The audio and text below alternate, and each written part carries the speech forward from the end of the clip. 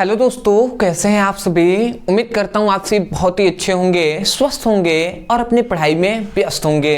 तो आज का ये वीडियो क्लास 12 स्टूडेंटों के लिए बहुत ही खास होने वाला है, क्योंकि आज के इस वीडियो में हम फिर से पढ़ने वाले हैं क्लास 12 फिजिक्स के आपके संपूर्ण किताब के जितने भी इंपॉर्टेंट न्यूमेरिकल हैं उसको हम आज के इस वीडियो में पढ़ेंगे।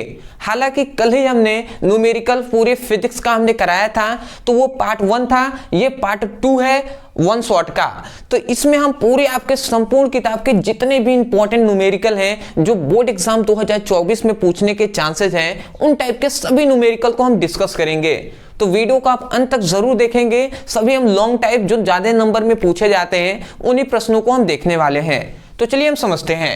एक एक क्वेश्चन को आपको ध्यान से समझना है, और मैं खासकर उन विद्यार्थियों से कहना चाहूंगा जिनको न्यूमेरिकल बिल्कुल समझ में नहीं आता, उनसे मैं कहना चाहूंगा आप वीडियो के अंत तक बने रहिएगा। न्यूमेरिकल बहुत ही इंपॉर्टेंट है बोर्ड एग्जाम के लिए। अब मैं छोटी छोटी बातें आपसे डिस्कस करूंगा जिससे आपको न्यूमेरिकल समझने में भी आसानी होगी और न्यूमेरिकल को समझ पाएंगे आप। ठीक है, तो समझते हैं। देखिए, एक हमने इंपॉर्टेंट क्वेश्चन ले लिया है, 2022 में एक क्वेश्चन पूछा गया है। तो हम समझते हैं, दिए गए संजालन मतलब होता है परिपथ। ठीक है, तो दिए गए परिपथ में बिंदु ए और बी के बीच तुल्य धारिता ज्ञात कीजिए। सबसे पहले हमारा एक लक्ष्य पता चला कि हमें धारिता का मान ज्ञात करना है। उसके बाद कह रहा है यदि ए और बी के मध्य 15 वोल्ट की बैटरी से जोड़ दें तब संधारित्रों पर आवेशों की मात्रा ज्ञात कीजिए। दूसरा हमसे फिर से कह दिया कि संधारित्रों पर हमें आवेश की मात्रा की गणना करना है, आवेश का मान ज्ञात करना है। तो दो चीजें हमें पता चल गया, एक तो धारिता का मान हमें ज्ञात करना है, दूसरा आवेश का मान हमें ज्ञात करना है। हमें एक परिपथ दिया गया है, एक फिगर हमें दिया गया है।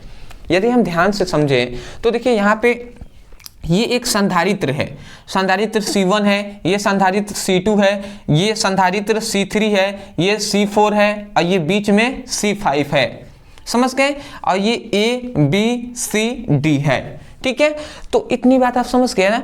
तो अब हमारा यही लक्ष्य है कि इसको सॉल्व करना।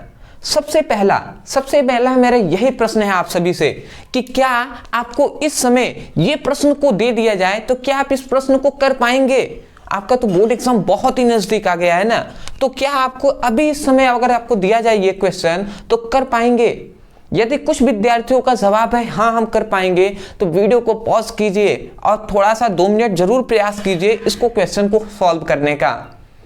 हो पाता है तो अच्छी बात है, नहीं हो पाता है तो मैं उनसे कहना चाहूंगा 2 मिनट सोचिएगा, हो जाता है तो बेटर, नहीं है तो चलिए हम आगे सॉल्व कराते हैं। और ध्यान से एक एक बात को आपको समझना है। तो सबसे पहले हम लिखेंगे यहां पे हल। देखिए हल हमने लिख दिया। सबसे पहले तो हम क्या ज्ञात कर सकते हैं, सबसे पहले अगर हम यहाँ पे देखें ना, तो देखिए अगर आप ध्यान से देखें तो ये जो हमने पढ़ा था व्हीटस्टोन सेतु, तो ये व्हीटस्टोन सेतु की तरह ही तो दिखाई दे रहा है ना।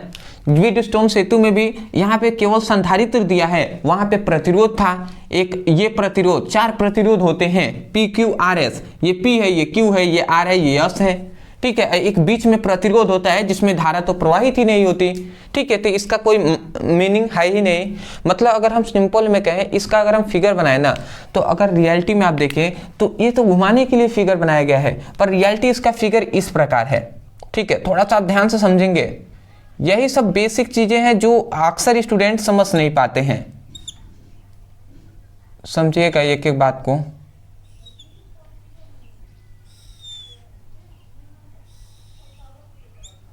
ठीक है जी, बात को आप एक एक चीज थोड़ा सा वेट करेंगे, आपको सब कुछ समझ में आएगा।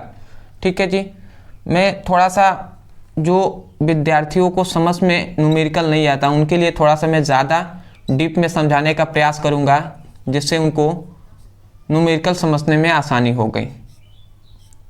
समझिएगा, देखिए ये रियलिटी में इस प्रकार ये फिगर है और यहाँ पे एक बैटरी जोड़ दिया गया है। ठीक है, रियलिटी में ऐसा ही फिगर है। ठीक है, यहाँ पे A और B है, ये ए बिंदु, ये बी बिंदु है, ये बैटरी है। देखिए यहाँ पे कहा गया है कि ए और बी के मध्य 15 वोल्ट की बैटरी से जोड़ देने पर, तो ये बैटरी कितना है, 15 वोल्ट की है, ठीक है। और उसके बाद देखिए ये C1 है, तो C1 का मान है कितना, C1 का मान है 4 माइक्रोफैरेड, C2 का मान है 4 माइक्रोफैरेड, C3 इसको हम लेते हैं C1 C2 C3 C4, तो ये भी 4 ही माइक्रोफैरेड है, ये भी 4 ही माइक्रोफैरेड है, और ये C5 है जिसका 5 माइक्रोफैरेड है। यही सब है ना। तो इतनी बातों को हमने लिख दिया है यहाँ पे, बात समझ रहे होंगे। तो देखिए हम जानते हैं सबसे पहली बात कि जब हम यहाँ से धारा प्रवाहित करते हैं तो यहाँ से दो भागों में बट जाता है, एक धारा इधर बहती है, एक धारा इधर बहती है ना। तो ये इसको C1 और C2, ये अगर हम देखें तो C1 और C2 श्रेणी क्रम में संयोजित है। पता है ये श्रेणी क्रम में है कि नहीं है, बिल्कुल है, ठीक है। तो अगर हम सिंपल में सबसे पहले हमारा लक्ष्य है कि धारिता ज्ञात करना है ए और बी के बीच, तो हमें धारिता ज्ञात करने के लिए हम सबसे पहले इनको, ये दोनों को हम एक करेंगे, तो हम लिखेंगे संधारित्र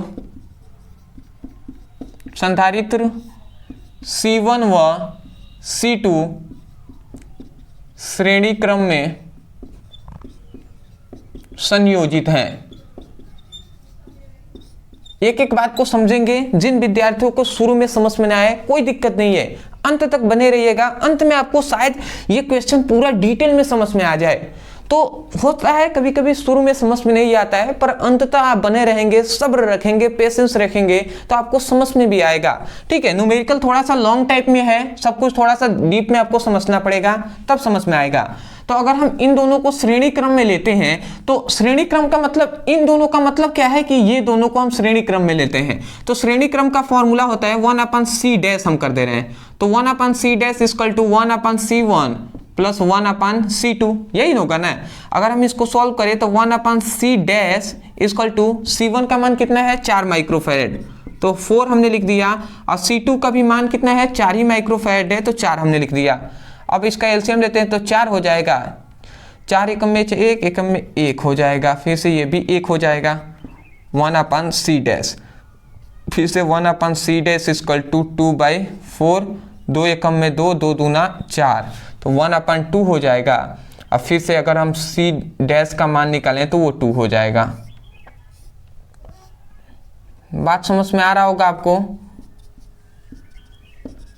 ठीक है। तो देखिए सबसे पहले हमने जो C1 और C2 जो संधारित्र है, C1 व C2 ये श्रेणी क्रम में है, तो श्रेणी क्रम में है तो श्रेणी क्रम के लिए हमने धारिता का मान निकाल दिया।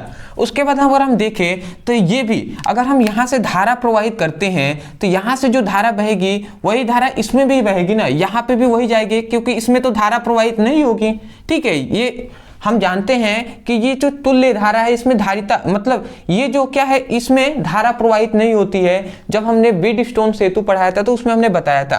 तो अगर हम धारा प्रवाहित करते हैं तो इसमें भी वही धारा प्रवाहित होगी, इसका मतलब C3 और C4 भी श्रेणी क्रम में संयोजित है। तो हम फिर से लिखेंगे कि संधारित्र C3 व C4 श्रेणी क्रम में संयोजित हैं। अब जब अगर श्रेणी क्रम में संयोजित होंगे तो आप समझिएगा, अगर ये भी दोनों श्रेणी क्रम में संयोजित होंगे जैसे C3 या C4, तो इसका मतलब इसका भी 4 ही है, इसका भी 4 है। और देख रहे थे C1 C2 भी 4 ही था, तो इसका मान जैसे 2 आया है वैसे इसका भी मान अगर हम सॉल्व करेंगे तो 2 ही आएगा, जाहिर सी बात है ऐसे ही सॉल्व होगा। तो इस C1 C3 को हम C' मान लेते हैं, इसका अगर हम निकालेंगे तो C" मान लेते हैं, तो इसका भी मान तो 2 ही आएगा ना, 2 माइक्रोफैरेड, ठीक है, क्योंकि संधारित्र का मान माइक्रोफैरेड में है ना, तो ये माइक्रोफैरेड हम लिख देते हैं। बात समझ रहे हैं ना, ठीक है, बात समझ रहे हैं आप। जैसे इन दोनों का मान 4 था तो 2 माइक्रोफैरेड आया, तो उसी प्रकार C3 और C4 का मान भी 4 ही 4 है, तो उसको भी अगर हम हल करते हैं तो 4 ही आएगा, समझ रहे हैं ना।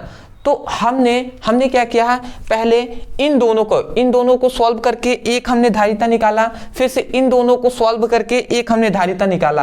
अब जब हम इन दोनों को हम क्या कर देंगे, अगर हम ध्यान से देखें तो फिर से ये दोनों ऐड होकर एक संधारित्र बने हैं, ये दोनों एक होकर एक संधारित्र बने हैं, तो ये दोनों तो श्रेणी क्रम में फिर से समांतर क्रम में संयोजित हो जाएंगे ना, नहीं समझ में आ रहा है? थोड़ा सा समझते हैं। देखिए अगर प्रैक्टिकली हम देखें तो ये दोनों ऐड होकर एक बना दिए हैं ऐसे, ये बन गए हैं, और ये दोनों ऐड होकर ये इस प्रकार ये बन गए हैं, इस प्रकार बन गए हैं ना, इस प्रकार बन गए हैं। तो अगर हम देखें तो इसका कितना निकला है, सी डैश का मान निकला है कितना, 2 माइक्रोफैरेड, और सी डबल डैश का भी मान निकला है 2 माइक्रोफैरेड निकला है। तो अगर हम देखें तो ये दोनों समांतर क्रम में संयोजित है ना, क्योंकि यहां से धारा प्रोवाइड करेंगे तो इधर कुछ धारा बहेगी और इधर भी कुछ धारा बहेगी, तो समांतर क्रम में संयोजित हो गए। तो हम लिखेंगे सी डैश और सी डबल डैश समांतर क्रम में संयोजित हैं।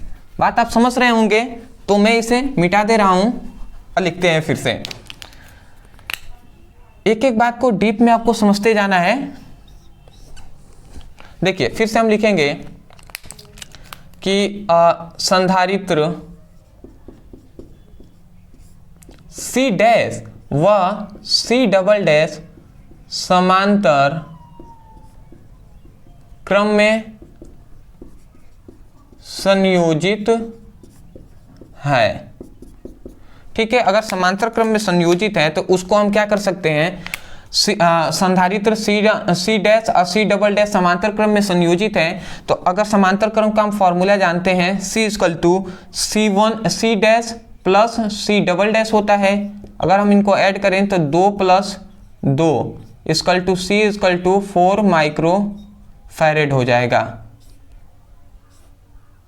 बात आप समझ रहे हैं, 4 माइक्रोफैरेड। तो ये हमारा पहला आंसर हो गया। पहला आंसर हमसे कहा गया था कि ए और बी के बीच तुल्य धारिता ज्ञात कीजिए। तो ए और बी के बीच तुल्य धारिता कब हम ज्ञात कर सकते हैं, मतलब टोटल हमने धारिता का मान ज्ञात कर लिया, वो 4 माइक्रोफैरेड है। समझ रहे हैं ना? इन दोनों को पहले हमने किया, फिर से इन दोनों को सॉल्व किया, फिर से इन दोनों को देखा समांतर क्रम में संयोजित है, तो जाकर हमने सॉल्व किया तो हमें तुल्य धारिता निकल गया। मैं आशा करता हूं आपको समझ में आ रहा होगा कैसे हमने सॉल्व किया है और धारिता का मान ज्ञात किया है। अब दूसरा यहां से कह रहे हैं यदि ए और बी के मध्य 15 वोल्ट की बैटरी जोड़ दें तब संधारित्रों पर आवेश की मात्रा ज्ञात कीजिए। अगर हम इन सभी संधारित्रों को 15 वोल्ट की बैटरी से जोड़ देते हैं तो प्रत्येक जो संधारित्र है इस पर आवेश कितना होगा ये हमें ज्ञात करना है। तो आवेश के लिए हम क्या करेंगे, तब C1, देखिए ये C1 संधारित्र है, C1 और C2 ये है ना, ये C1 और C2, तो हम लिखेंगे C1 व C2 पर उपस्थित आवेश, C1 व C2 पर उपस्थित आवेश का मान हम ज्ञात करेंगे। तो C1 और C2 के लिए हम इसके लिए ज्ञात कर रहे हैं तो Q हम लिख देते हैं, ठीक है, Q डैश लिख देते हैं, ठीक है, क्योंकि अगर हमने C1 और C2 के लिए हमने यहाँ पे ज्ञात किया था तो C डैश संधारित्र को माना था, तो Q डैश हम ले लेंगे। तो Q डैश इक्वल टू क्या हो जाएगा, C डैश इंटू V हो जाएगा। फॉर्मूला तो हम जानते हैं ना, अरे भैया C इक्वल टू Q/V होता है, ये फॉर्मूला हम जानते हैं। संधारित्र C इक्वल टू Q/V होता है। अगर हम यहाँ से केवल Q का मान निकालें, ये इधर भाग में इधर आएगा तो गुणा करा देगा, तो Q equal to C into V हो जाएगा। और Q डैश के लिए निकाल रहे हैं तो C डैश हमने लिख दिया है, वही लिखा है Q dash into C dash. बात समझ रहे होंगे, छोटी छोटी बातें हैं ये सब कुछ, ठीक है, क्योंकि हम इन दोनों पर पहले हम निकाल रहे हैं कि इन दोनों पर आवेश कितना होगा। तो अगर हम देखें तो Q डैश लिख दिया और C डैश का मान, देखिए C डैश का मान हमने यहाँ पे ज्ञात किया है 2 माइक्रोफैरेड, क्योंकि Q1 और Q2 के लिए जो धारिता है वो 2 है, तो 2 हमने लिख दिया। फिर से विभव कितना है, 15 है, तो 15 हमने लिख दिया।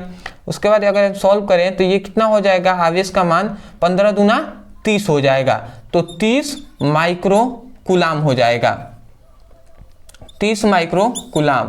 तो देखिए ये हमें पता चल गया, हमने क्या पता चल गया, हमें पता चल गया कि जो आवेश का मान होगा, ठीक है, वो 30 माइक्रो कूलाम हो जाएगा।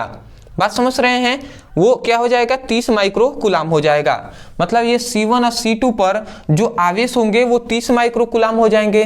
उसी प्रकार C3 और C4 पर यदि हम आवेश निकालें तो फिर से हम नीचे लिख सकते हैं, यहाँ पे मैं लिख दूं कि C3 व C4 पर संचित आवेश या उपस्थित आवेश लिख सकते हैं। तो अगर हम देखें तो इसको क्या लिख सकते हैं, Q डबल डैश लिख सकते हैं, क्योंकि देखिए C1 और C3 और C4 के लिए C डैश डबल डैश लिया था, तो इसी प्रकार Q double dash C double dash into भी हम लिख देंगे। Q double dash equal to C double dash का मान है 2 माइक्रोफैरेड और फिर से इसका मान है 30। तो अगर हम इनको भी सॉल्व करें तो यहाँ से Q डबल डैश का मान आया 30 दूना, सॉरी इसका मान तो 15 है ना, सॉरी भी का मान तो 15 है, तो 15 दूना 30, तो 30 माइक्रोफैरेड। तो देखिए ये भी हमारा 30 माइक्रोफैरेड हो जाएगा। बात समझ रहे हैं ना। तो ये आपका दूसरा आंसर हो गया। ठीक है, सबसे पहले हमसे कहा गया था कि परिपथ में A और B के बीच धारिता ज्ञात कीजिए। तो हमने परिपथ में सबसे पहले हमने कुल धारिता का मान ज्ञात कर लिया है जो 4 माइक्रोफैरेड है। दूसरे में कहा था कि A और B के मध्य यदि 15 वोल्ट की ये बैटरी है तो संधारित्रों पर आवेश की मात्रा ज्ञात कीजिए। तो C1 और C2 पर जो आवेश की मात्रा है वो हमने ज्ञात कर लिया 30 माइक्रोकुलाम, और फिर से C3 और C4 पर जो आवेश का मात्रा है वो भी कितना है, 30 माइक्रोकुलाम है। इसका मतलब प्रत्येक संधारित्र पर जो आवेश का मान होता है वो 30 माइक्रोकुलाम है।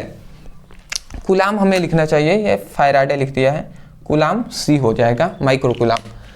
मैं आशा करता हूं कि आपको समझ में आया होगा।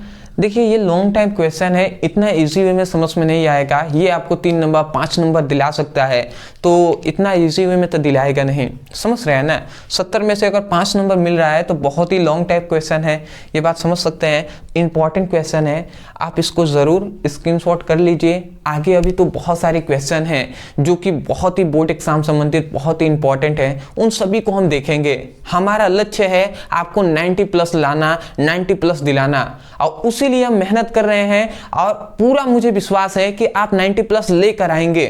ठीक है, तो स्क्रीनशॉट ले लीजिए। आगे और क्वेश्चन है उनको हम देख लेते हैं। स्क्रीनशॉट। चलिए दोस्तों, अब हम देख लेते हैं अपने दूसरे इंपॉर्टेंट न्यूमेरिकल को। तो दूसरा हमारा इंपॉर्टेंट न्यूमेरिकल का एक प्रश्न है जो है कि एक समांतर प्लेट संधारित्रों के प्लेटों का व्यास 6 सेमी तथा उसमें परावैद्युतांक के रूप में वायु है। यदि इस संधारित्रों की धारिता 200 सेमी व्यास वाले गोले के समान हो तो उस प्लेटों की इसकी प्लेटों के बीच की दूरी ज्ञात कीजिए। और 2022 में 23 में ये क्वेश्चन पूछा गया है। समझ में आ रहा होगा क्वेश्चन। थोड़ा सा एक बार और हम पढ़ लेते हैं, बहुत से ऐसे स्टूडेंट हैं शायद उनको समझ में नहीं आया होगा। तो एक बार मैं पढ़ता हूं, ध्यान से आप समझेंगे और सुनने और समझने के बाद आप क्या कीजिएगा, इस पर प्रैक्टिस कीजिएगा, प्रयास कीजिएगा कि क्या आप इस क्वेश्चन को हल कर पाते हैं। एक बार और सुन लीजिए। एक समांतर प्लेट संधारित्रों की प्लेटों का व्यास 6 सेमी तथा उसमें परावैद्युतांक के रूप में वायु है। यदि इस संधारित्रों की धारिता 2 सेमी व्यास वाले गोले के समान हो तो इसकी प्लेटों के बीच की दूरी ज्ञात कीजिए। मतलब जो 2 समांतर प्लेट संधारित्र हैं तो उन प्लेटों के बीच की दूरी क्या होगी ये हमें ज्ञात करना है। 2022 में 30 में क्वेश्चन पूछा गया है। मैं सबसे पहली बात तो मैं यही कहूंगा कि थोड़ा सा वीडियो को पॉज कीजिए, नीचे क्वेश्चन दिखाई दे रहा है तो इसको सॉल्व करने का प्रयास कीजिए आप। मैं आशा करता हूं कि कुछ विद्यार्थी ऐसे होंगे जिन्होंने प्रयास किया होगा और बहुत से ऐसे होंगे जिन्होंने प्रयास भी नहीं किया होगा। तो देखिए उन सभी से मैं कहना चाहूँगा जिन्होंने प्रयास नहीं किया है कि देखिए मैं हमेशा से ये कहता हूँ और मैं जानता भी हूँ कि न्यूमेरिकल समझने से भी ज़्यादा आपको प्रैक्टिस ज़्यादा इंपॉर्टेंट होता है। जितना आप प्रैक्टिस करेंगे, समझेंगे, उसके बाद प्रैक्टिस करेंगे, उतना ही आपका न्यूमेरिकल में कमांड होगा, आप समझ पाएंगे और उस पर आप बेहतर अपना अच्छा नंबर ला सकते हैं न्यूमेरिकल पर भी। तो इसलिए मैं हमेशा कहता हूं कि न्यूमेरिकल पर विशेष कर आपको ध्यान देना चाहिए। न्यूमेरिकल ज़्यादा नंबर में न पूछा जाता है। अभी हमने हाल ही में फिजिक्स का 2023 का क्वेश्चन पेपर सॉल्व कराया था, तो उसमें आपने देखा था न्यूमेरिकल बहुत ज़्यादा था। तो इसको भी हम समझेंगे। जिन विद्यार्थियों को आ गया है अच्छी बात है, नहीं आया तो इसको सॉल्व करते हैं हम। देखिए कह रहा है कि एक समांतर प्लेट संधारित्रों की प्लेटों का व्यास मतलब एक समांतर प्लेट है, इस प्रकार समझिएगा। ऐसे आपको फिगर भी दिमाग में आना चाहिए। अब फिगर कब दिमाग में आता है, जब आप डीप में कोई भी चीज पढ़े हुए होते हैं। तो ये समांतर प्लेट कह रहा है, तो ये एक दूसरे के समांतर प्लेट है, देख रहे हैं ना। तो इन प्लेटों के बीच की दूरी, ये जो d का मान है, यही हमें ज्ञात करना है कि ये दोनों प्लेट कितने बीच की दूरी इनके क्या है, कितने दूर पर रखे गए हैं, ये हमें ज्ञात करना है। तो कह रहा है कि प्लेटों का जो व्यास है ना वो 6 सेमी है। मतलब ये जो प्लेट है इसका जो व्यास है वो क्या है, 6 सेमी है। ठीक है, तो यही बात हम लिखेंगे सर्वप्रथम कि दिया है, प्रश्न में हमें क्या दिया है, हमें दिया है प्लेटों का व्यास, प्लेटों का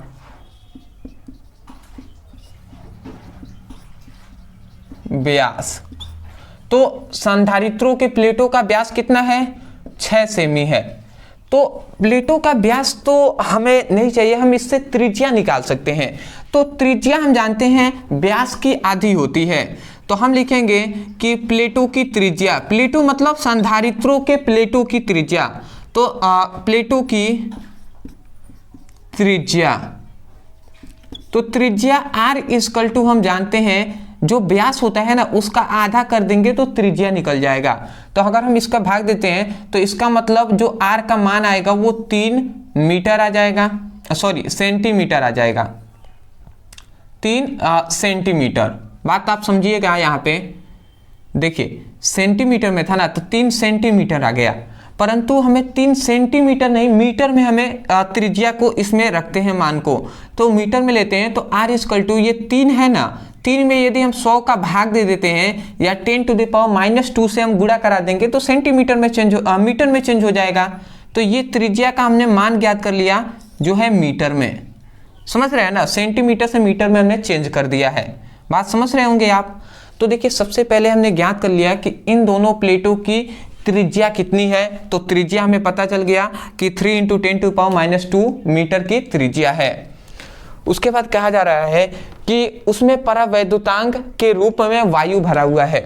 मतलब इसमें ये जो है ना, इसमें परावैद्युतांक के रूप में क्या भरा हुआ है, क्या इसमें भरा गया है, वायु भरा गया है, ये बात कह रहा है। उसके बाद कह रहा है यदि इस संधारित्रों की धारिता, देखिए यहाँ पे कंफ्यूज कर देता है, कह रहा है इस संधारित्रों की धारिता 2 सेमी व्यास वाले गोले के समान है। अगर मैं आपसे कहूं कि ये 2 सेमी किसका मान दिया है, तो अक्सर स्टूडेंट जानते हैं क्या कहेंगे कि धारिता का मान दिया है। अरे नहीं भैया, धारिता का मान कैसे दिया है, यहाँ पे 2 सेमी कह रहा है। यदि फैराडे कहता तब जाकर ना मात्रक, तब जाकर ना ये धारिता का मात्रक होता। मात्रक से भी पहचाना जाता है, सेमी किसका मात्रक होता है, दूरी का मात्रक होता है। दूरी तो यहाँ पे गोले की त्रिज्या, व्यास न कह रहा है, तो गोले की व्यास हो, त्रिज्या हो, दूरी हो, लंबाई हो, तो उनका ना मात्रक सेमी होता है या मीटर होता है।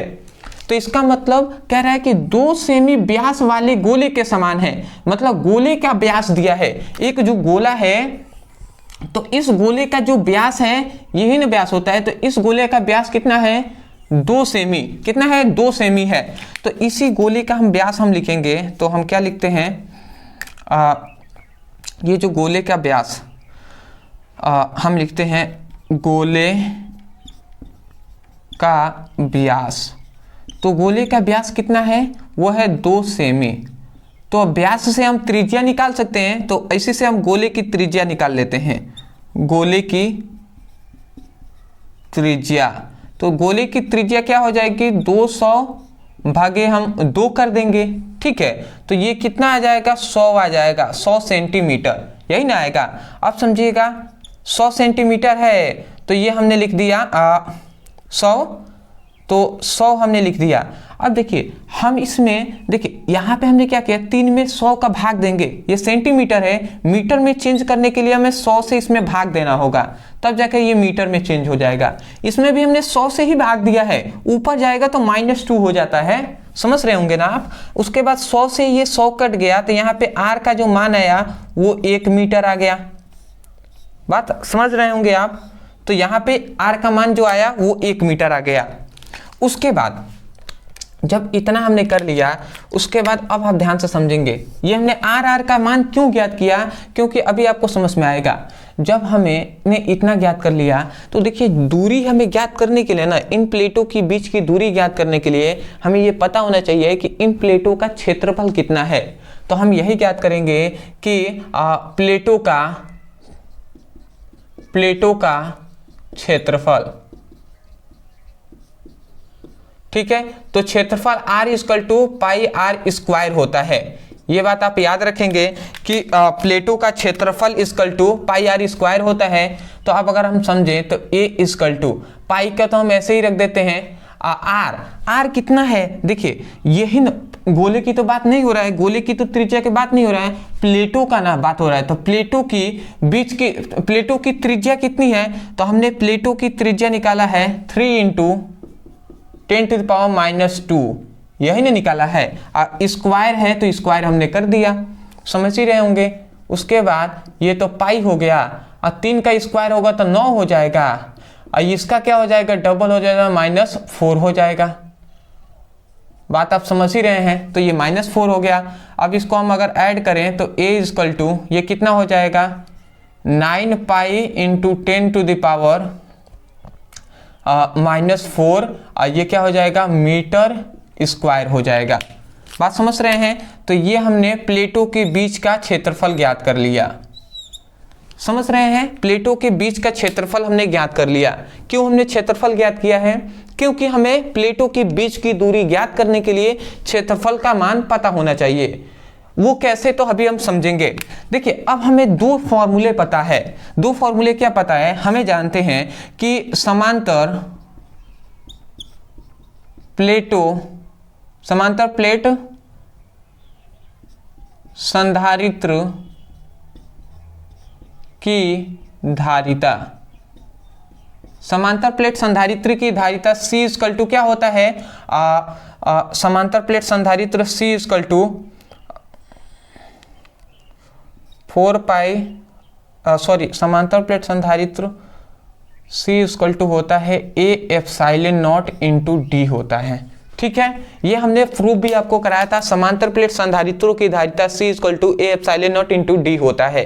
ये आपको याद भी होगा, ये फिगर बनाने का तो कोई मकसद है नहीं, ठीक है, ये हम जानते हैं। उसके बाद एक और हम फॉर्मूला जानते हैं कि गोलीय चालक की धारिता या गोलीय चालक की धारिता, तो गोलीय चालक की धारिता मतलब एक गोले की चालक की धारिता क्या होगा, गोले की धारिता क्या होगा। तो इसके लिए भी C इक्वल टू क्या होता है, 4 पाई एप्सिलॉन नॉट × D होता है, यही ना होता है, 4 पाई एप्सिलॉन नॉट × D। तो अगर हम इन दोनों की तुलना करें, अगर हम इन दोनों की तुलना करते हैं तभी जाकर हमें D का मान हमें ज्ञात होगा, ठीक है। तो हम इसकी तुलना करते हैं। अगर हम ऐसा करते हैं तो इन दोनों की अगर इस समीकरण फर्स्ट मानते हैं, इसको समीकरण 2 मानते हैं और तुलना करते हैं तो ये क्या हो जाएगा, A एप्सिलॉन नॉट × D हो जाएगा, और इधर 4 पाई एप्सिलॉन नॉट × D हो जाएगा, यही होगा।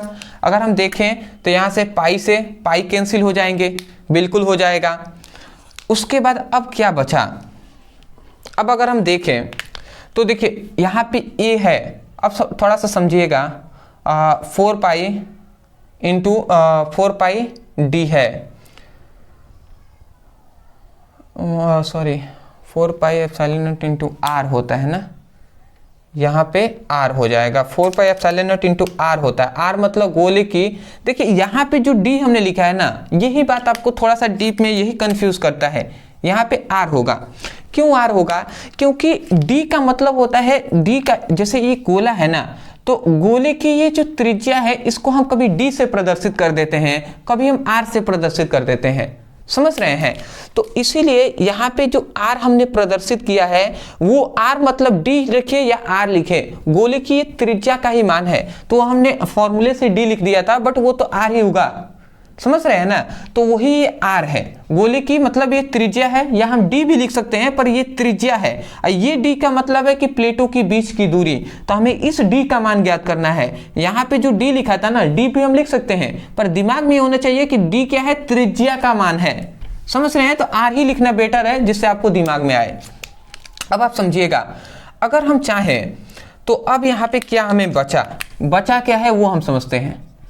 देखिए इधर 4 पाई r है तो ये सभी इधर गुणा में है, समझिएगा, ये इधर भाग में है, इधर आएगा तो गुणा कराएगा, तो a equal to 4 pi r, ये क्या है r है इंटू d है, ऐसा है। ये 4 पाई r है ना, इसको हम इधर भेज देते हैं, इधर गुणा में ये तीनों है, इधर आएगा तो भाग कराएगा, तो अगर यहाँ से केवल d का मान निकालें तो a equal to 4 pi r हो जाएगा, यही ना होगा। हमें d का ही तो मान चाहिए ना, दोनों प्लेटों के बीच की दूरी ही चाहिए, क्योंकि यहाँ पे कहा गया है तो इसकी प्लेटों की बीच की दूरी ज्ञात कीजिए, तो दूरी ही हमें ज्ञात भी करना है, तो इसीलिए हमने ऐसा किया। अब हम समझते हैं d, a का मान हमने ज्ञात किया है ना, 9 pi into 10 to the power -4, ये हमने ज्ञात किया है, तो ये हमने पुटअप कर लिया। अब समझ में आ रहा है ना क्यों हमने ये प्लेटों के बीच का क्षेत्रफल ज्ञात किया, इसी के लिए भैया, क्योंकि ए का मान की जरूरत है हमें। उसके बाद 4 हमने लिख दिया, फिर से पाई भी हमने लिख दिया, उसके बाद r। अब बताइए यहाँ से r का मान, r क्या है, गोले की त्रिज्या तो 1 है, तो 1 हम रख देंगे, गोले की त्रिज्या तो 1 ही है ना, तो 1 हमने रख दिया। उसके बाद d, अब आप समझेंगे यहाँ पे देखिए, इस पाई से ये पाई कैंसिल हो जाएगा, जब पाई से पाई कैंसिल हो गया तो 9 इंटू 10 टू द पावर 4 बचा, इधर 4 एकम में 4 ये हो गया। अब मैं आपसे कहूँ कि 4 में यदि 9 का भाग देते हैं, मतलब 9 में यदि 4 से आप भाग देते हैं तो क्या आ जाएगा, तो अगर आप देंगे तो 4 दूना 8, 2 बार में जाएगा, फिर से दशमलव आएगा, फिर से 4 दूना 8, फिर से 2 आएगा, 4 पचे 20, ठीक है। आप भाग करा कर देख सकते हैं, 2.25 आ जाएगा, और ये इंटू 10 टू द पावर -4 है, तो ये हमने लिख दिया। तो यही आएगा आपका प्लेटों की बीच की दूरी, ठीक है। ये आपका क्या आ गया, प्लेटों की बीच की दूरी आ गया, ये आपका आंसर हो जाएगा। बात समझ में आ रहा होगा आपको। तो हमें यही ज्ञात करना था कि इनकी प्लेटों के बीच की दूरी, जो कि हमने ज्ञात कर लिया, समझ रहे हैं। तो एक एक चीज क्या है, एक दूसरे से रिलेटिव है, संबंधित है। यदि हम एक एक चीज ना ज्ञात करें तब तक हमारा लक्ष्य प्राप्ति नहीं हो सकता। स्टेप बाय स्टेप हमें चलना होता है। कोई भी चीज प्राप्त करने के लिए सीधा एक नहीं होता है कि सीधे ही हम प्राप्त कर लेंगे। स्टेप होता है कि इस स्टेप के बाद हमें ये करना है, इस स्टेप के बाद हमें ये करना है, समझ रहे हैं ना। तो न्यूमेरिकल, इसलिए हम कहते हैं न्यूमेरिकल जितना आप प्रैक्टिस करेंगे उतना ही आपको और भी अच्छे तरीके से आपको समझ में आएगा। तो ऐसे ही आप प्रैक्टिस करते रहिएगा, ठीक है। और भी अभी तो बहुत सारे हम प्रैक्टिस कराएंगे इस वीडियो में। निश्चिंत रहना है, हौसले के साथ आपको पढ़ाई करना है और सब्र भी रखना है। मेहनत तो लगेगा यार, मेहनत आप नहीं करेंगे तो कौन करेगा। और आप अपनी परेशानी को, मैं हमेशा कहता हूं कि आप अगर अपनी परेशानी को नहीं समझेंगे, अपने दुख तकलीफ को नहीं समझेंगे तो कौन समझेगा, कोई नहीं समझने वाला यहाँ पे। तो इसलिए मैं कह रहा हूँ कि पढ़िए, अच्छे से मन लगा पढ़िए और अपने माता पिता का नाम रोशन कीजिए, अपना नाम रोशन कीजिए और कुछ अच्छे मुकाम पे आप भी पहुँचिए। जब आप अच्छे एक मुकाम पे पहुँचेंगे तो आपके माता पिता भी खुश होंगे, मैं भी खुश होऊंगा। शायद आप कभी नाम ले लें तो वही बेहतर है, वो भी मुझे भी प्रसन्नता होगी कि आप चलिए मेरा नाम लिए हैं, आप भी हमसे पढ़े हुए हैं। तो ये चीज़ें हैं और मैं चाहता हूँ कि आप ऐसा करें, अच्छे से आप पढ़ाई करें। स्क्रीनशॉट ले लीजिए, अभी भी बहुत सारे न्यूमेरिकल हैं, उन सभी को हम सॉल्व कराएंगे। स्क्रीनशॉट।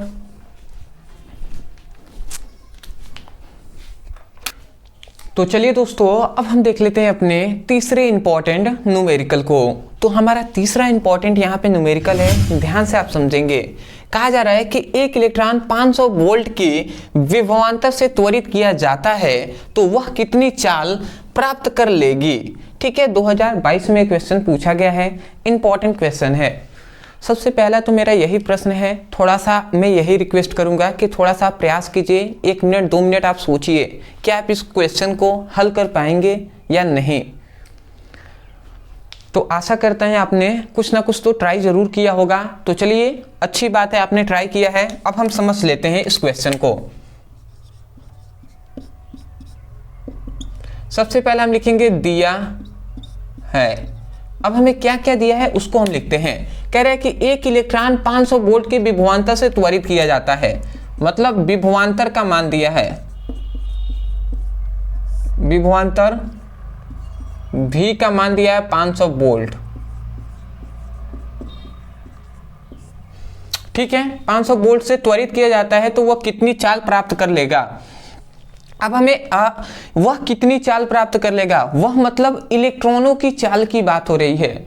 एक मैं आपसे रिक्वेस्ट करूंगा, एक बात आप समझ लीजिएगा, चाल कहे ये आप दिमाग में रखिएगा, इलेक्ट्रॉन का चाल कहे वेग कहे दोनों एक ही बात है। ठीक है, इससे बहुत से ऐसे स्टूडेंट हैं जो कंफ्यूज हो जाते हैं, कभी चाल कहता है कभी वेग कहता है, दोनों बात एक ही है। तो ये बात हम समझ गए। अब समझिएगा, सबसे पहली बात, हम इलेक्ट्रॉनों का हमें क्या ज्ञात करना है कि इलेक्ट्रॉन कितनी चाल प्राप्त कर लेगा। चाल हम तभी ज्ञात कर पाएंगे जब हमें दो फॉर्मूले पता होने चाहिए। और दो फॉर्मूले कौन कौन से हैं समझिएगा। एक हम जानते हैं कि ऊर्जा इक्वल टू, ठीक है, ऊर्जा जो हम जानते हैं ऊर्जा इक्वल टू क्या होता है, Q इंटू भी होता है। ये हम फॉर्मूला जानते हैं कि नहीं जानते हैं। अरे भैया देखिए यही सब चीजें हैं। V इक्वल टू आप क्या जानते हैं, V इक्वल टू W/Q जानते हैं कि नहीं। विभवांतर का फॉर्मूला है V equal to W/Q। W क्या है, कार्य है, और Q क्या है, आवेश है। तो ये फॉर्मूला हम जानते हैं। यदि हम Q इधर गुणा में है, इधर आएगा तो भाग कर आएगा, तो यदि W equal to V into Q हो जाएगा, होगा कि नहीं होगा। अब हम जानते हैं कि कार्य जो होता है ना, कार्य W वो ऊर्जा के बराबर होता है, U के बराबर होता है। तो इस W की जगह पर U लिख सकते हैं। तो U इक्वल टू हम क्या लिख सकते हैं, U equal to V into Q लिख सकते हैं कि नहीं, ये बिल्कुल लिख सकते हैं। तो उसी से हमने लिखा है कि ऊर्जा U, ये U है, पूरा अच्छे से मैं बना दूं, U equal to Q into V या V इंटू Q, समझ रहे हैं ना। तो इस तरीके से हम जानते हैं क्या, हम जानते हैं ऊर्जा। तो ये इलेक्ट्रॉनों की ऊर्जा इक्वल टू इतना फॉर्मूला से हमने लिख दिया। अब समझिएगा, ये तो हमने ये लिख दिया। उसके बाद हम जानते हैं कि जो इलेक्ट्रॉन, हम जानते हैं गतिज ऊर्जा का फॉर्मूला। तो गतिज ऊर्जा इक्वल टू क्या होता है, गतिज ऊर्जा इक्वल टू हाफ। देखिए गतिज ऊर्जा को काइनेटिक एनर्जी के से प्रदर्शित करते हैं, परंतु यहाँ पर देखिए गतिज ऊर्जा के काइनेटिक एनर्जी, तो गतिज ऊर्जा इक्वल टू हाफ mv², ये होता है। परंतु यहाँ पे इलेक्ट्रॉन की बात हो रही है। तो इलेक्ट्रॉन की यदि हम ऊर्जा पे बात करें ना, इलेक्ट्रॉन की गतिज ऊर्जा, तो इलेक्ट्रॉन की गतिज ऊर्जा को हम U से प्रदर्शित करेंगे। ठीक है, तो इलेक्ट्रॉन की गतिज ऊर्जा U इक्वल टू क्या हो जाएगा, हाफ हो जाएगा। और m जो है, m द्रव्यमान होता है वस्तु का, तो यहाँ पे वस्तु कौन है, इलेक्ट्रॉन है, तो me लिखेंगे, मतलब इलेक्ट्रॉन का द्रव्यमान। और उसके बाद v है तो हम v² लिख देंगे, समझ रहे हैं। तो ये हमने दो फॉर्मूले आपको बता दिया। अब देखिए, अगर हम इन दोनों का कंपैरिजन कराते हैं, इसको समीकरण फर्स्ट मानते हैं, इसको समीकरण 2, तो हम लिखते हैं समीकरण फर्स्ट तथा सेकेंड की तुलना करने पर, यदि हम इन दोनों का तुलना करते हैं तो क्या हमें मिलता है, हमें मिलता है, क्या मिलेगा, half mE_v² by Q into V, यही मिलेगा। इसका तुलना हमने इससे कर दिया है, दोनों के एक बराबर हमने रख दिया है। अब समझिएगा, ये भी क्या है, यही तो है इलेक्ट्रॉन का द्रव्यमान है, और यही इलेक्ट्रॉन का वेग है। तो वह कितना चाल प्राप्त कर लेगा, वह मतलब इलेक्ट्रॉन कितना चाल प्राप्त कर लेगा या कितना वेग प्राप्त कर लेगा, यही तो भी का हमें ज्ञात करना है ना मान। तो इसी भी का मान हमें ज्ञात करना है। तो अब आप समझिएगा, हम क्या करेंगे, ये इधर भाग में, इधर आएगा तो गुणा कराएगा, तो me into v² equal to, ये इधर भाग में इधर आएगा तो गुणा कराएगा, तो Q 2Q भी हो जाएगा, होगा ना।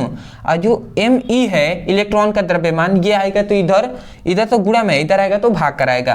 तो यहाँ से अगर देखें तो v², भी क्या है, वेग है, तो v² इसको इस तरह लिखते हैं, ये विभवांतर है, ठीक है, ये वेग है, तो v स्मॉल v, तो v² इक्वल टू क्या हो जाएगा, 2Q_v/me हो जाएगा। ठीक है, ये हो जाएगा। अगर हम इसको सॉल्व करें तो थोड़ा सा ध्यान से आप समझेंगे, भी है तो भी हमने स्क्वायर लिख दिया, आप समझिएगा। 2 है तो हमने 2 लिख दिया।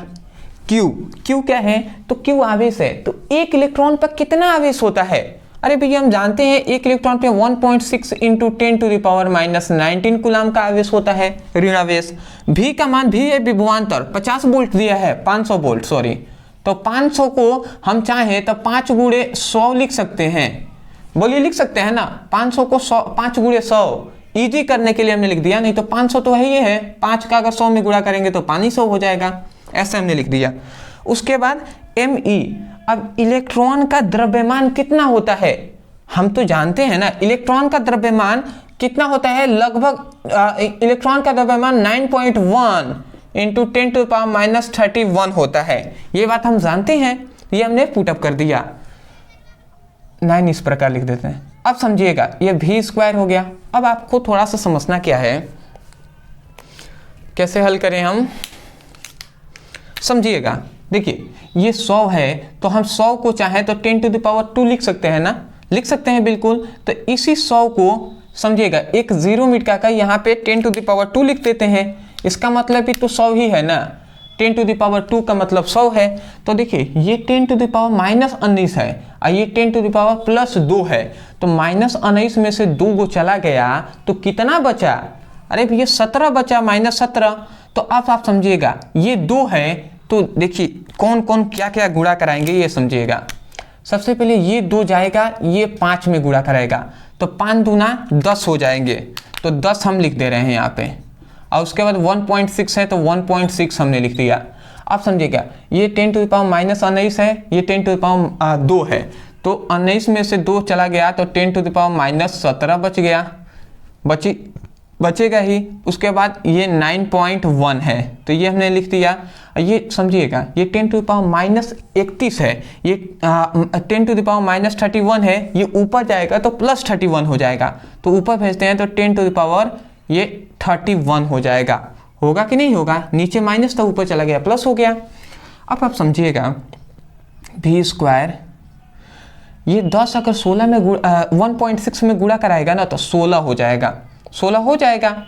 अब आप समझेंगे, अगर आप थोड़ा सा सोचें तो यह 10⁻17 है, ठीक है, -17, ये कितना है, ये 31 है, तो 17 34 33 32 31 3 17 में से 3 घट गया। अगर आप घटाते हैं तो आपका 10⁻14 आ जाएगा, 10 के पावर 14 आ जाएगा। आप देख सकते हैं, समझ रहे होंगे। ये माइनस में 17 है, ये प्लस में 31 है, तो 31 में से 17 गया तो 10⁻14 ही न बचेगा, ये 14 हमने लिख दिया।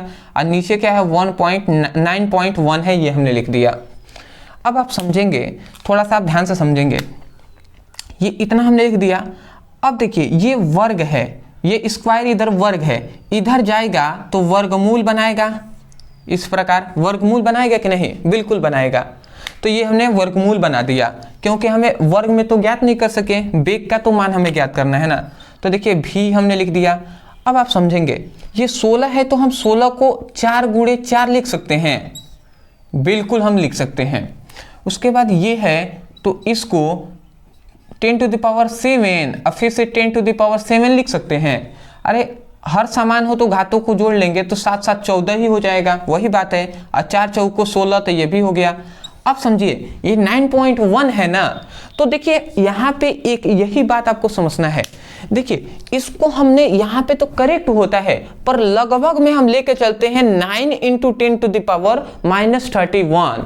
तो अगर हम इसको 9 केवल लेके चलें तो 9 का कितना हम लिख सकते हैं, 3 गुणे 3 हम लिख सकते हैं, क्योंकि दशमलव में 1 का कोई उतना मतलब नहीं होता है, उसको लगभग नगण्य हम मान लेते हैं इस क्वेश्चन में, ठीक है। मतलब 9 यहाँ पे आप लिख सकते हैं, यहाँ पे आप कोष्ठ में डालकर लिख सकते हैं कि लगभग 9.1 = 9.0, ऐसा आप कोष्ठ में लिख सकते हैं। इसको बंद कर दीजिएगा, ठीक है ना। लगभग में हम इसको ले रहे हैं, इतनी बात समझ गए। अब समझिएगा 3 × 9 वही हो गया। अब अगर हम इसको देखें तो v स्क्वायर इक्वल टू, ये दो जोड़ा बना लिया तो ये एक बाहर निकल जाएगा, उसके बाद रूट से ये भी जोड़ा बना लिया, ये भी 10⁻7 ये भी बाहर निकल जाएंगे, उसके बाद ये भी जोड़ा बना लिए, ये भी एक बाहर निकल जाएगा, तो ये निकल गया। अब बताइए 3 में अगर आप 4 का भाग देते हैं तो कितना आ जाएगा, 3 एकम में 3, फिर से 1 आया तो 3 त्रिका 9, फिर से 9, मतलब 3.33 इंटू 10⁻7 इस तरीके से चलता रहेगा। ठीक है, तो ये हमारा मीटर प्रति सेकेंड, ये हमारा आंसर आ गया। देख रहे हैं, तो इलेक्ट्रॉन का वेग का मान हमने ज्ञात कर लिया, ये हमारा आंसर हो गया। समझ रहे हैं, तो हमें यही ज्ञात करना था कि इलेक्ट्रॉन का वेग क्या होगा। हमने केवल यहाँ पे तुलना दोनों फॉर्मूले से कराया है, दो ये फॉर्मूले से, क्योंकि अगर हम तुलना नहीं कराते तो हमें वेग का मान ज्ञात नहीं हो पाता। तुलना कराया है, पुटअप किया है, मान हमें निकल गया है। तो ये सब फॉर्मूले भी आपको पते होना चाहिए, पता नहीं रहेगा नहीं कर पाएंगे आप। इतना इजी वे में, ये छोटा सा एक लाइन का क्वेश्चन है, तो ऐसा नहीं सोचना है कि छोटा क्वेश्चन होगा। देख रहे हैं ना कितना सॉल्व करना पड़ा है और कितना फॉर्मूले। बहुत से ऐसे स्टूडेंट होंगे जिनके ये फॉर्मूले ही नहीं पता, तो उनके लिए तो नामुमकिन है ये सवाल करना, क्वेश्चन तो नहीं कर पाएंगे। तो इसीलिए मैं कह रहा हूँ कि न्यूमेरिकल पे विशेषकर ध्यान दीजिएगा। ठीक है, स्क्रीनशॉट ले लीजिए, और भी अभी बहुत सारे न्यूमेरिकल बचे हुए हैं, उनको भी हम देखेंगे। स्क्रीनशॉट। चलिए दोस्तों, अब हम देख लेते हैं अपने चौथे इंपॉर्टेंट क्वेश्चन को। तो चौथा हमारा इंपॉर्टेंट एक न्यूमेरिकल है, इसको भी हम ध्यान से समझेंगे। देखिए लॉन्ग टाइप न्यूमेरिकल है, ध्यान से आप समझेंगे तभी आपको समझ में आएगा। ठीक है, नीचे आपको क्वेश्चन भी दिखाई दे ही रहे होंगे, तो समझिएगा। लिखा गया है कि रेल की दो पटरियां आपस में तथा जमीन से पृथक्कृत हैं, जमीन से अलग हैं। ठीक है, और उसके बाद कह रहा है कि इनमें एक मिली वोल्ट मीटर से जोड़ा गया है। यदि इन पर एक ट्रेन 180 किलोमीटर प्रति घंटे की चाल से दौड़ती है तो मिली वोल्ट मीटर का पाठ्यांक क्या होगा। तो देखिए मिली वोल्ट मीटर का यहाँ पे हमें पूछा क्या गया है, मिली वोल्ट मीटर का पाठ्यांक क्या होगा। दिया गया है कि पृथ्वी के चुंबकीय क्षेत्र की ऊर्ध्वाधर अवयव 0.2 इंटू 10⁻⁴ वेबर प्रति मीटर स्क्वायर है तथा पटरियां परस्पर 1 मीटर की दूरी पर हैं। यह हमसे क्वेश्चन है। देखिए बहुत बार ऐसा होता है ना कि कभी कभी न्यूमेरिकल हमें समझ में ही नहीं आता कि पूछा क्या गया है, क्या क्या इसमें दिया गया है। तो उस समय पे मैं यही कहता हूं कि क्वेश्चन से ज़्यादा आपको लक्ष्य ये होना चाहिए कि हमें क्या पूछा गया है और इस क्वेश्चन में क्या क्या वैल्यू दिया है, उसको पहले दिया है करके लिखा जाता है। तो वही काम आज हम भी यही करेंगे। सबसे पहली बात मैं यही कहूँगा, क्या आप प्रयास करना चाहते हैं तो 2 मिनट आप प्रयास कर सकते हैं वीडियो को रोककर। ठीक है, तो बहुत से ऐसे स्टूडेंट होंगे जिन्होंने प्रयास किया होगा, नहीं कर रहे हैं तो कोई दिक्कत नहीं है, बहुत दिक्कत है। ठीक है ना, कोई दिक्कत नहीं है, ये तो गलत बात है। ठीक है, बहुत दिक्कत है, क्योंकि मैं हर बार यही आपसे कह रहा हूं कि न्यूमेरिकल के लिए ज़्यादा इंपॉर्टेंट है प्रैक्टिस। तो प्रैक्टिस आपको ज़्यादा इंपॉर्टेंट है, प्रैक्टिस आपको करना चाहिए। देखिए यहाँ पे क्या दिया है, हमें सबसे पहले लिखाएंगे दिया है। अगर हम देखें तो यहाँ पे देख रहे हैं ऊपर कोई भी मान नहीं दिया है। यहाँ पे कह रहा है जब इन पर एक ट्रेन 180 किलोमीटर प्रति घंटे की चाल से दौड़ती है। तो देखिए यहाँ पे ट्रेन की चाल दिया है, मैं यही बात लिखूंगा कि ट्रेन की चाल। देखिए इस पे ट्रेन की चाल को हम v से ही दर्शाते हैं, वेग कहें या चाल हम v से ही दर्शाते हैं। तो v इक्वल टू कितना दिया है, 180 किलोमीटर प्रति घंटा, मतलब किलोमीटर प्रति घंटा ये दिया है। तो देखिए कभी भी हम किलोमीटर प्रति घंटा में हम सॉल्व नहीं करते हैं, हम मीटर प्रति सेकेंड में सॉल्व करते हैं। तो इसको हम चेंज करेंगे मीटर प्रति सेकेंड में। अब बताइए कैसे हम मीटर प्रति सेकेंड में चेंज कर सकते हैं। जो मैथ के स्टूडेंट होंगे उनको शायद ये बात पता होगा कि जब किलोमीटर प्रति सेकेंड से किलोमीटर प्रति घंटा से मीटर प्रति सेकेंड में चेंज करते हैं तो हम 5/18 से इसमें गुणा कराते हैं, ऐसा ही ना करते हैं। अब ये चेंज हो गया है मीटर प्रति सेकेंड में। ठीक है, मीटर प्रति सेकेंड में अब ये चेंज हो गया है। अब अगर हम इसको सॉल्व करें तो 18 एकम में 18, 18 दहा में 180, मतलब 10 बार में जाएगा। और 10 पचे 50, तो यहाँ से अगर हम 10 गुणे 5 लिख दें और यहाँ से v का जो वेग का मान आया वो कितना आ जाएगा, 5 दहा 50, 50 मीटर प्रति सेकेंड आ जाएगा, मीटर प्रति सेकेंड। मैं आशा करता हूँ आप समझ रहे होंगे। ठीक है जी, तो ये ट्रेन की चाल हमने ज्ञात कर लिया। उसके बाद समझिएगा, उसके बाद कह रहा है कि पृथ्वी के चुंबकीय क्षेत्र का ऊर्ध्वाधर अवयव 0.इतना वेबर प्रति मीटर स्क्वायर है। अब मैं आपसे कहूं कि ये किसका मान दिया है, तो मान के पीछे का जो मात्रक होता है ना, मात्रक से आपको पता चल जाएगा किस भौतिक राशि का ये मान है। तो वेबर प्रति मीटर स्क्वायर किसका मान है, किसका मात्रक होता है? अरे भैया चुंबकीय क्षेत्र की तीव्रता का मात्रक होता है, हमने तो पढ़ा है ना सब कुछ। तो ये चुंबकीय क्षेत्र की तीव्रता का मान दिया है, चुंबकीय क्षेत्र की तीव्रता। तो चुंबकीय क्षेत्र की तीव्रता को B से दर्शाते हैं। अब B इक्वल टू दिया है 0.2 इंटू 10⁻⁻⁴ वेबर प्रति मीटर स्क्वायर, मीटर स्क्वायर यही ना दिया है। तो ये हमने लिख दिया यहाँ पे। मैं आशा करता हूँ आप समझ रहे होंगे, इसे मैं मिटा दे रहा हूँ। ठीक है, ये आप समझ गए। तो हमने दो माने ज्ञात कर लिया। उसके बाद यहाँ से हमसे पूछा क्या गया है कि यहाँ पे कहा गया है ना कि चाल से दौड़ती है तो मिली वोल्ट मीटर का पाठ्यांक क्या होगा। तो हम लिखेंगे तब मिली वोल्ट मीटर का पाठ्यांक। तो मिली वोल्ट मीटर का पाठ्यांक E = VBL होता है। ये बात हम जानते हैं कि मिली वोल्ट मीटर का पाठ्यांक जो होता है E = VBL होता है। अरे मिली वोल्ट मीटर अगर यहाँ पे कंफ्यूज करने के लिए कहा गया है, सिंपल में कह देता विद्युत वाहक बल का मान ज्ञात कीजिए।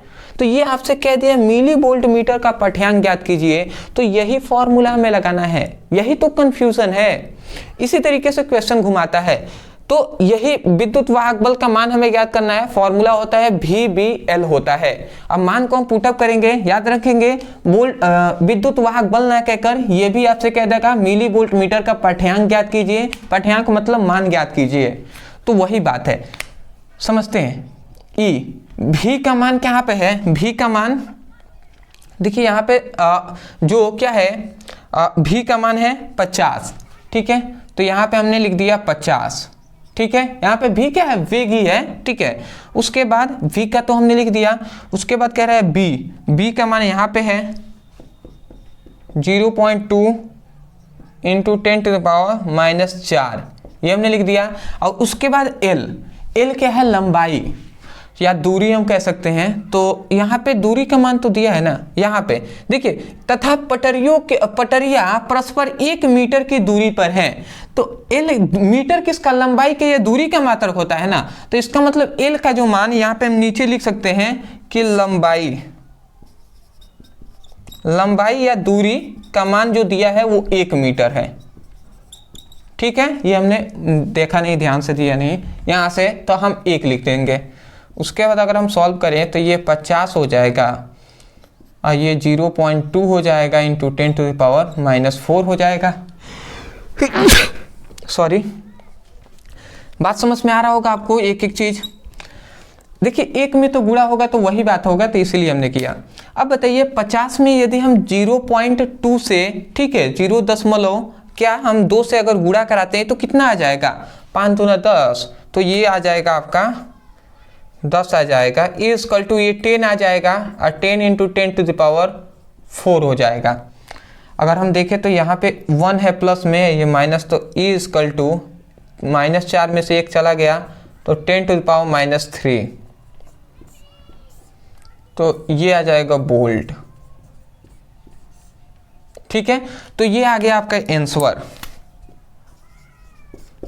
ठीक है, ये हमने निकाल लिया, हमसे कहा गया था वोल्ट मीटर का पाठ्यांक, ठीक है, तो वो हमने निकाल दिया है। क्या हमने निकाला है 10⁻³ वोल्ट। अब इसी को चाहे तो हम मिली वोल्ट में भी चेंज कर सकते हैं। मिली वोल्ट में चेंज करेंगे तो क्या हो जाएगा, यहाँ पे 1 हो जाएगा, ठीक है ना। तो या तो आप इतना ही रहने दे, वोल्ट बेटर है, वोल्ट तो आपका बहुत ही बेटर है, क्योंकि विद्युत वाहक बल का मात्रक भी वोल्ट ही होता है, ठीक है। तो मिली वोल्ट मीटर का पाठ्यांक का मात्रक भी वोल्ट होता है, तो वोल्ट में हमने लिख दिया।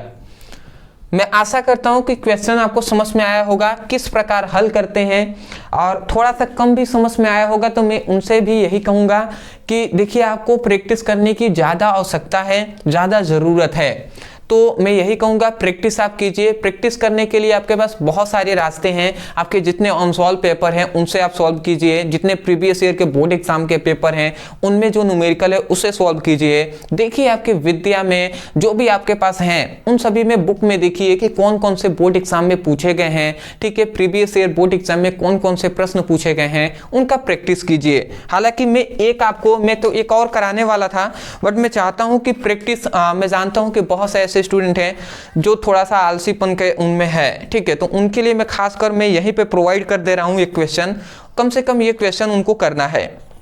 नीचे आपको क्वेश्चन भी दिखाई दे रहे होंगे कि एक गोलाकार चालक की त्रिज्या 9 सेमी है, मतलब 9 सेंटीमीटर है। इसकी धारिता तथा आवेश की गणना कीजिए